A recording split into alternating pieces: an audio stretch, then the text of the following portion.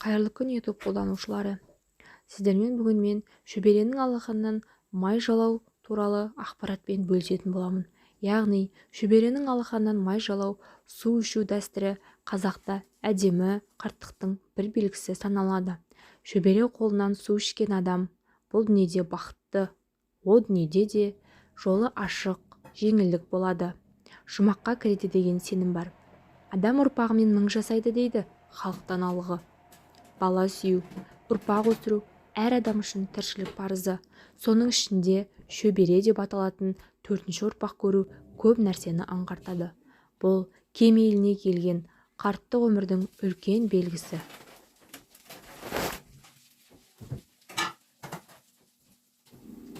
Жақсы сөз жарым ырыс, жақсы тілек бүтін ырыс дегендей, әдемі қарттыққа жеткен қарияларға тілек тілегенде немере шөберенің қызығын көріңіз, 100 жасаңыз деп жатамыз.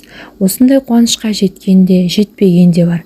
Немеренің қызығын көру өз алдына, ал шөбере алақанынан су ішу немесе май жалау кез келгенге бұйыра бермейтін бақ.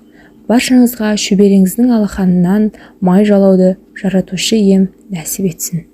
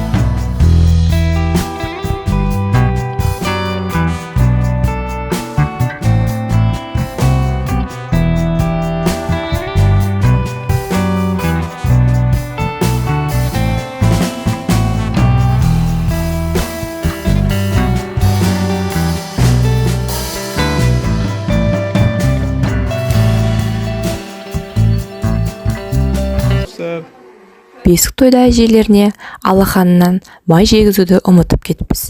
Сол дәстүрді бүгін жасап жатырмыз. Қазір үлкен әжесімен нағашы апасы Кәусардың алақанынан май жалайды. Кейбір жазбаларда шөберенің алақанынан су ішу деп айтылса, кейбір жазбаларда шөберенің алақанынан май жалату деп айтылған.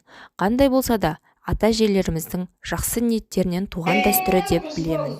Өмір жасыңыз ұзақ болсын. Біз сияқты немере шөбере